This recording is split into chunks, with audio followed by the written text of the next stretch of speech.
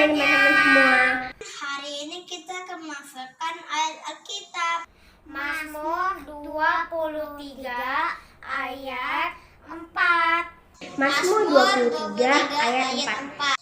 Sekalipun aku berjalan Dalam lembah kekelaman, aku tidak takut bahaya, sebab Engkau besertaku.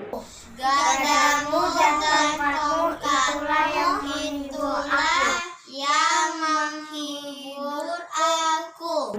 Terima kasih kakak-kakak sekolah Minggu dan teman-teman semua. Selamat hari Minggu, Tuhan Yesus memberkati. God bless you. Dadah. Bye teman-teman. Shalom adik-adik, selamat pagi dan selamat hari Minggu buat kita semua. Apa kabarnya? Luar biasa, yes, yes, yes. Kita akan mulai ibadah kita, tapi sebelumnya kita bersatu dalam doa dulu ya adik-adik.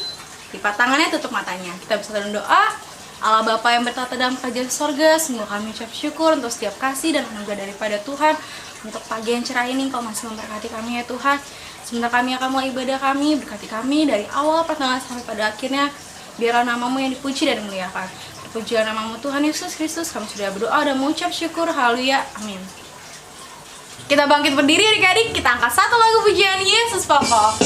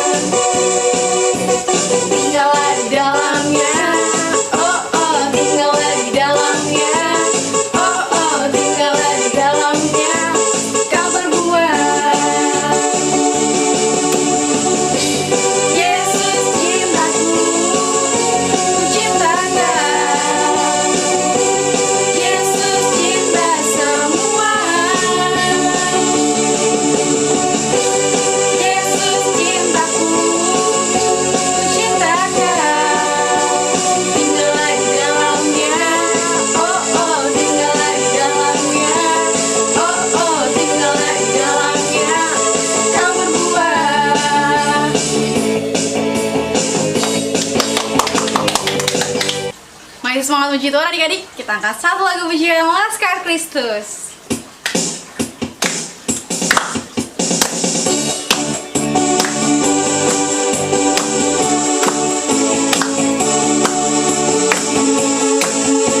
Saya bukan pasukan berjalan, pasukan berkuda, pasukan menembak. Saya tidak menembaki musuh, tapi saya Laskar Kristus. Saya Laskar Kristus yang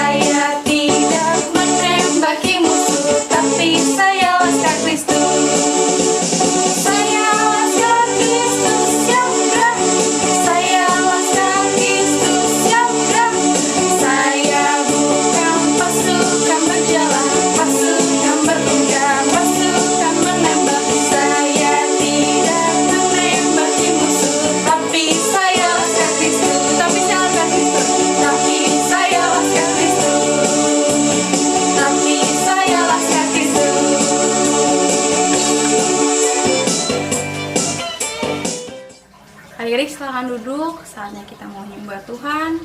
Kita siapkan hati dan pikiran kita. Kita mau angkat satu lagu pujian. Mari masuk. Mari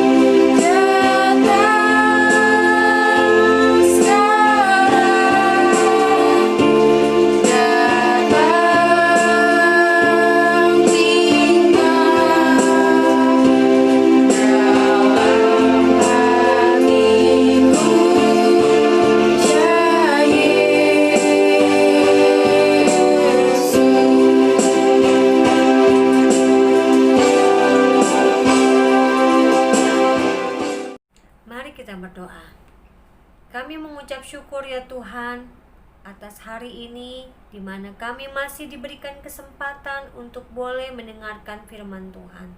Tuhan berkatilah kami semuanya. Di dalam nama Tuhan Yesus kami bersyukur dan berdoa. Amin. Shalom adik-adik, apa kabar? Doa dan harapan Kak Evi kita semuanya dalam keadaan sehat ya. Amin. Sekarang kita mau membaca firman Tuhan yang terambil dari kitab 2 Samuel 5 ayat 1 sampai dengan ayat 5. Sekali lagi dari 2 Samuel 5 ayat 1 sampai dengan ayat 5. Demikian firman Tuhan. Daud menjadi raja atas seluruh Israel. Lalu datanglah segala suku Israel kepada Daud di Hebron dan berkata, "Ketahuilah, kami ini darah dagingmu. Telah lama ketika Saul memerintah atas kami, engkaulah yang memimpin segala gerakan orang Israel. Dan Tuhan telah berfirman kepadamu, engkaulah yang harus mengembalakan umatku Israel, dan engkaulah yang menjadi raja atas Israel." Maka datanglah semua tua-tua Israel menghadap raja di Hebron. Lalu Raja Daud mengadakan perjanjian dengan mereka di Hebron di hadapan Tuhan. Kemudian mereka mengurapi Daud menjadi raja atas Israel. Daud berumur 30 tahun pada waktu ia menjadi raja. 40 tahun lamanya ia memerintah. Di Hebron ia memerintah atas Yehuda 7 tahun 6 bulan, dan di Yerusalem ia memerintah 33 tahun atas seluruh Israel dan Yehuda. Demikian firman Tuhan. Nah, adik-adik, pada pagi hari ini kita akan mendengarkan cerita kelanjutan dari minggu lalu, masih tentang pribadi Daud ya. Nah, pada pagi hari ini kita akan mendengarkan cerita bagaimana Daud menjadi raja atas bangsa Israel ya. Nah, sebelumnya Kak Evi mau bertanya sama adik-adik ya. Pernah gak sih adik-adik dijanjikan sesuatu oleh papanya atau oleh mamanya ketika adik-adik mendapatkan nilai di kelas atau di rumah, rajin dengar-dengaran papa mama, nurut ya. Kalau itu semuanya bagus, kalian dikasih sepeda atau baju baru atau mainan. Pernah ya? Pernah. Nah, pada pagi hari ini pun kita akan mendengar cerita tentang bagaimana Allah menggenapi janjinya kepada Daud untuk menjadi raja atas bangsa Israel ya. Minggu lalu kita sudah mendengar cerita tentang bagaimana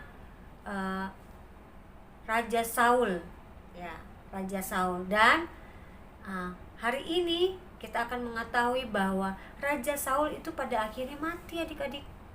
Dia mati bersama dengan anak-anaknya, bersama dengan para prajurit bangsa Israel. Karena apa? Tuhan mengizinkan Raja Saul, bangsa Israel diserang oleh orang Filistin. Wah, orang Filistin ya.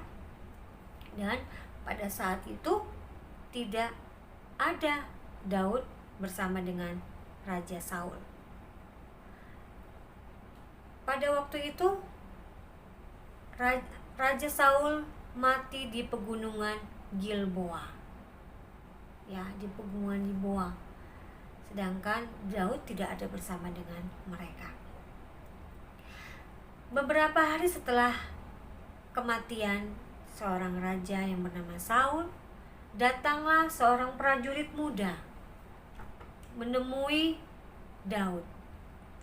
Dia dengan keadaan baju yang sudah terkoyak-koyak, dengan keadaan yang sudah luka-luka, di atas kepalanya ada tanah yang menempel. Dia datang membawa mahkota dan juga gelang kepunyaan Raja Saul. Ketika dia melihat Daud, dia langsung sujud, dia langsung tersungkur ke tanah. Dan betapa kagetnya Daud, karena Daud tidak tahu siapa dia. Dan pada akhirnya prajurit itu menceritakan kejadian yang menimpa Raja Saul. Raja Saul mati, kalah, bangsa Israel kalah atas orang Filistin. Apa yang dilakukan oleh Daud pada saat itu adik-adik? Raja Saul mati, Daud tidak bersenang. Daud tidak kegirangan, bersorak-sorai. Tetapi apa yang dilakukan Daud? Daud memegang pakaiannya dan mengoyakkannya sebagai tanda bahwa Daud sangat kehilangan. Daud sangat sedih. Daud sangat berduka atas meninggalnya Raja Saul. Padahal kalau kita ingat, Raja Saul itu jahat, merencanakan pembunuhan atas Daud itu sendiri. Tetapi Daud tidak melakukan itu adik-adik. Dia tetap merasa kehilangan atas meninggalnya Raja Saul. Dan juga tidak sedikit prajurit yang mati. Dan terlebih sahabat karib dari Daud pun ikut serta mati. Salah satu anak dari Raja Saul yang bernama siapa adik-adik? Ya, Yonatan. Yonatan pun ikut menjadi korban. Ketika mendengar semuanya itu, semua berkabung. Semua menangis. Kehilangannya amat sangat besar. Dan pada saat itu bangsa Israel tidak memiliki raja lagi. Tidak memiliki seorang pemimpin lagi. Karena Raja Saul sudah mati. Dan pada saat itu teringatlah Daud akan janjinya kepada dia untuk menobatkan dia sebagai raja atas bangsa Israel. Karena pada waktu itu seorang nabi yang bernama Nabi Samuel mengurapi dia untuk boleh menjadi raja atas bangsa Israel. Nah, Kaipi mau tanya, diurapi itu apa sih adik-adik? Ada yang tahu nggak? Ada yang tahu nggak diurapi? Diurapi itu artinya jadi kepala orang ya itu diberi minyak, dikasih minyak sebagai tanda bahwa orang itu dipilih Tuhan dan akan dipakai Tuhan untuk diberi kuasa untuk memimpin suatu bangsa dengan kuasa Tuhan, dengan kuasa Allah. Nah itu diurapi itu seperti itu.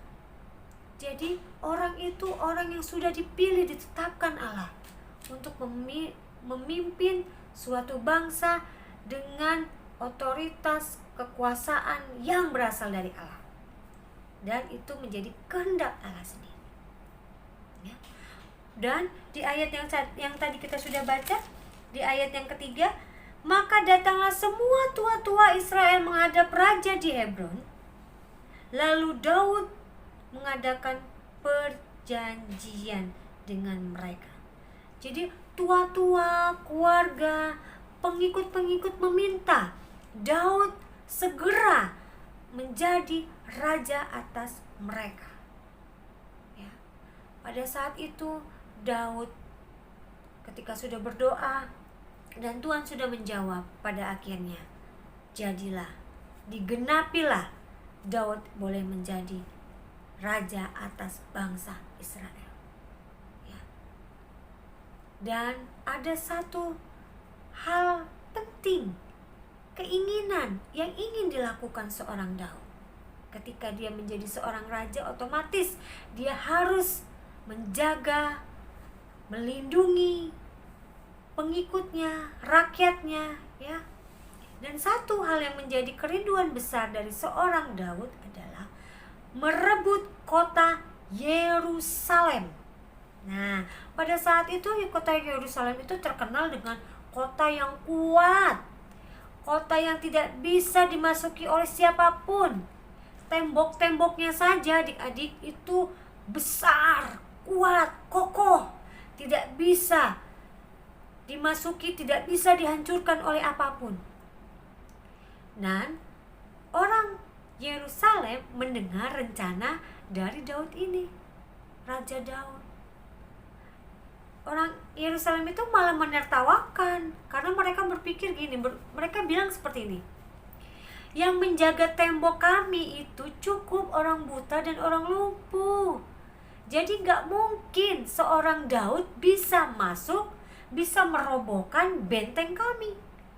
Nah, itu yang mereka pikirkan. Tetapi Daud di sini kembali lagi mengandalkan Tuhan di dalam menyusun rencana untuk merebut kota Yerusalem. Dengan usaha, dengan strategi yang dibuat oleh Daud bersama dengan semua prajurit. Dan tentunya mereka berdoa meminta pertolongan dari Tuhan. Maka Yerusalem direbut oleh Daud bersama dengan bangsa Israel. Dan pada akhirnya adik-adik, Yerusalem ditetapkan sebagai ibu kota kerajaan Israel. Wow, luar biasa ya. Adik-adik mau seperti Daud? Pemimpin yang ditolong Tuhan, pemimpin yang dijaga Tuhan, pemimpin yang diberkati Tuhan. Mau adik-adik? Mau. Dengan catatan kita harus setia, taat, dan mau melakukan semua perintah Tuhan, ya. Dari cerita yang sudah Kak Evi ceritakan, ada 4 poin yang ingin Kak Evi ingatkan untuk adik-adik dan kita lakukan bersama-sama. Yang pertama, Daud tahu Tuhan akan memenuhi janjinya. Ya, Tuhan itu tidak ingkar janji adik-adik. Tuhan itu akan menggenapi segala apa yang menjadi janjinya kepada orang yang mengandalkan Tuhan. Orang yang berseru kepada Tuhan, orang yang setia kepada Tuhan. Tuhan akan menggenapi janjinya, ya.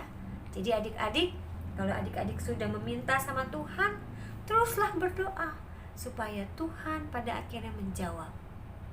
Dan yang kedua, Daud tidak memiliki sifat pendendam. Ya, ini yang sering terjadi. Gak boleh kita dendam kepada orang. Firman Tuhan berkata apa? Kejahatan tidak boleh dibalas dengan kejahatan, tetapi balaslah semuanya itu dengan kasih. Balaslah itu dengan kebaikan, ya. Jadi yang ketiga,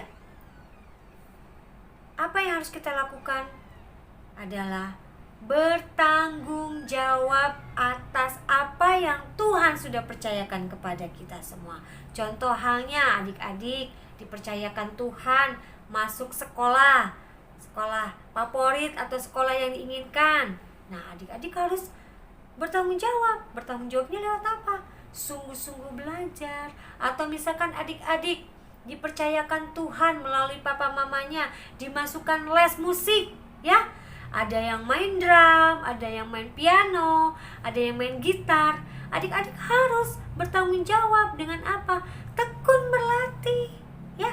Tidak marah ketika ada jadwal les, tetapi dengan penuh sukacita adik-adik mau melakukannya. Dan yang keempat adalah kita harus selalu percaya bahwa Tuhan Yesus adalah sebagai gembala kita yang sangat baik, ya.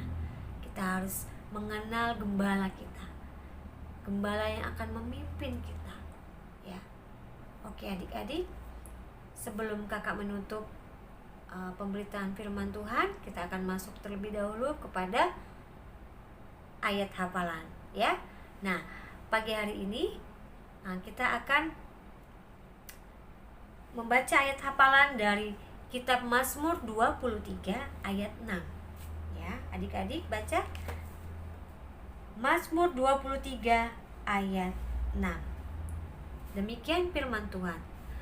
Kebajikan dan kemurahan belaka akan mengikuti aku seumur hidupku, dan aku akan diam dalam rumah Tuhan sepanjang masa. Sekali lagi ya. Kebajikan dan kemurahan belaka akan mengikuti aku seumur hidupku, dan aku akan diam dalam rumah Tuhan sepanjang masa.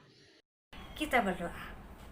Bapa yang baik, Bapa yang kami kenal di dalam nama Yesus Kristus, kami bersyukur Tuhan untuk cerita firman Tuhan yang sudah kami dengar. Tuhan, kami mau melakukannya, mampukan kami untuk kami bisa melakukannya. Terima kasih Bapa, biarlah Tuhan terus menolong dan memberkati kami semua. Di dalam nama-Mu kami sudah bersyukur dan berdoa. Amin. Terima kasih. Shalom adik-adik. Nah, kreativitas kita minggu ini adalah membuat mahkota Daud. Dan hasilnya akan seperti ini. Nah, selanjutnya bahan serta alat yang kita butuhkan yang pertama adalah 3 lembar kertas, lalu sebuah gunting, double tip atau lem kertas, pensil warna, spidol, atau alat apapun yang bisa digunakan untuk mewarnai. Nah, selanjutnya tahap-tahap pembuatannya yang pertama, kita ambil ketiga kertas kita,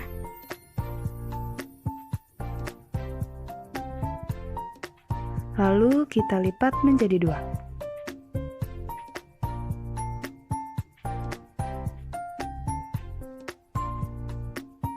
Setelah itu, lipatannya kita buka lagi.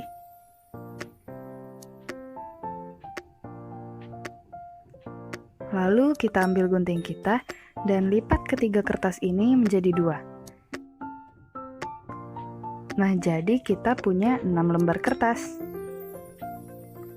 Nah, tiap kertas ini kita lipat menjadi 2, lalu dilipat lagi menjadi 2.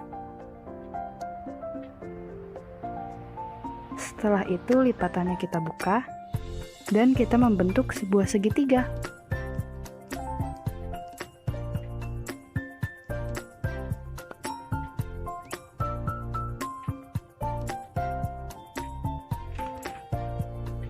Nah, lalu bagian bawah kertasnya lipat ke arah atas, buka lagi lipatannya, lalu lipat setengah,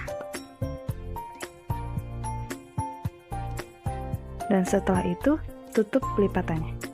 Nah, lipatan ini kalian lakukan ke sisa kertasnya, ke 5 kertas tadi. Dan sampai sini kalian pause dulu ya videonya. Nah, sekarang kita punya 6 kertas yang sudah terlipat.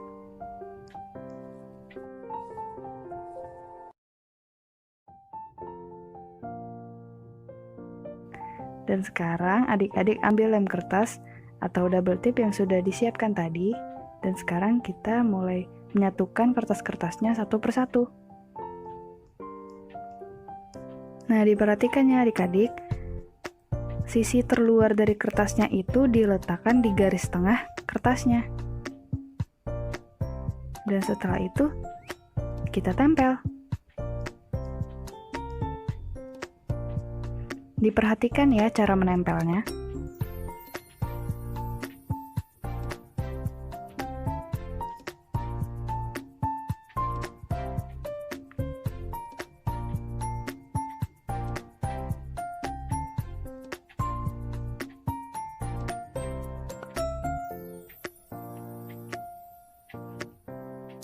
Kertas selanjutnya masih sama.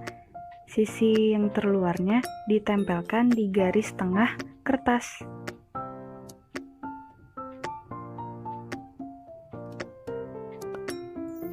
Nah, langkah ini kalian ulang terus-menerus sampai kertasnya habis.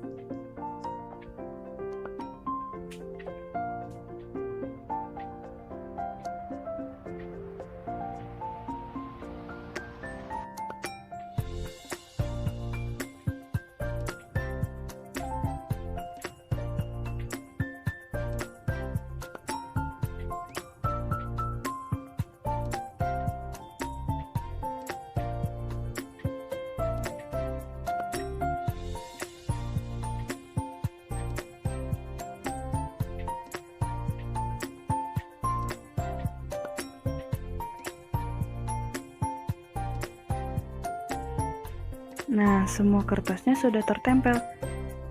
Sekarang, sisi kiri kertas dan sisi paling kanan kertas akan kita tempelkan juga. Nah, sisinya dipertemukan seperti itu ya, nanti dikaitkan. Dan lalu setelah itu, adik-adik tempel menggunakan lem atau double tip.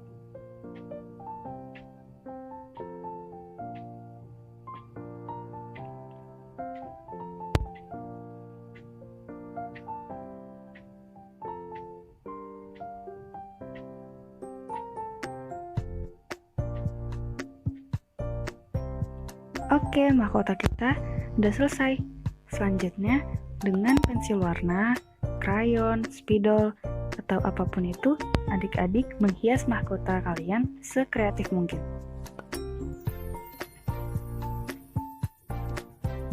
Nah, kreativitas kita minggu ini sudah selesai. Dan tugas kalian selanjutnya merapikan peralatan yang sudah digunakan hari ini, lalu berfoto dengan kreativitas kalian, serta mengirimnya ke nomor WhatsApp berikut ini. Oke, sekian kegiatan kita hari ini. Sampai jumpa minggu depan. Dadah!